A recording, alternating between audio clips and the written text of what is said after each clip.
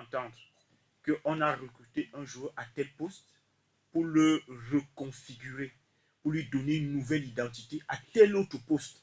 Parce qu'on se rend compte qu'il a beau courir derrière le ballon, mais lui-même, il ne connaît pas le profil, le profil lié au poste qu'il occupe. Il ne connaît pas réellement le profil, il ne connaît pas, n'est-ce pas, les attentes liées à ce poste-là.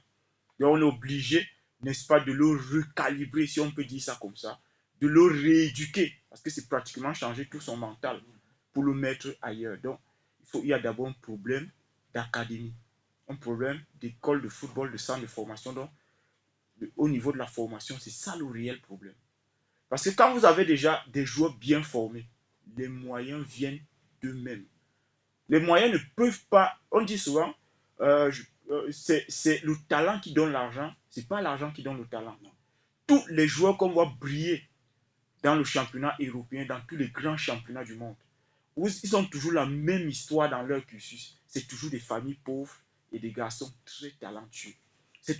On a l'impression que plus la famille est pauvre, plus elle est en mesure, n'est-ce pas, d'engendrer un génie. C'est l'impression qu'on nous donne souvent. Et parfois, les gens prient pour être pauvres, pour aussi avoir des grands joueurs dans leur famille.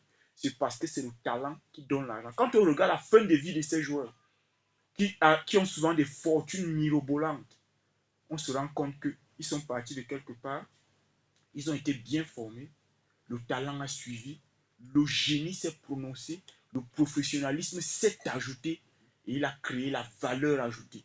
C'est ça qui crée donc toute cette vitrine que vous allez voir autour du joueur. Mais tant que les Camerounais croiront, parce que les Camerounais ne connaissent pas comment fonctionne le business. Le business, c'est investissement.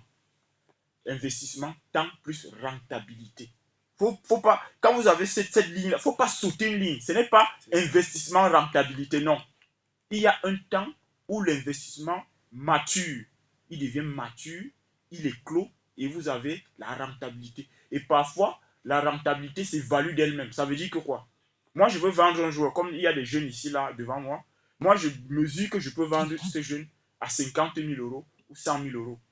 Mais les enchères montent, je me retrouve à vendre un de ces jeunes à 1 million d'euros, 2 millions d'euros.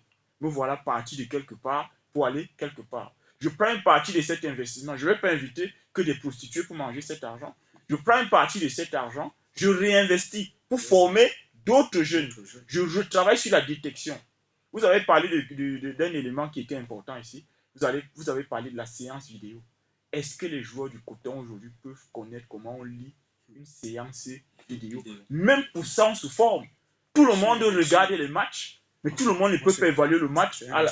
Si ce n'est que pour la séance vidéo, je crois que tout le monde a des séances vidéo à la maison. Mais la séance vidéo, il faut que le joueur dans l'académie soit formé pour lire le jeu sur un écran et l'interpréter sur le terrain. Ça, une formation qui suit. Donc, si le joueur n'est pas bien formé, même si vous faites 10 séances vidéo, il ne va rien comprendre. Il aura l'impression que c'est un simple match.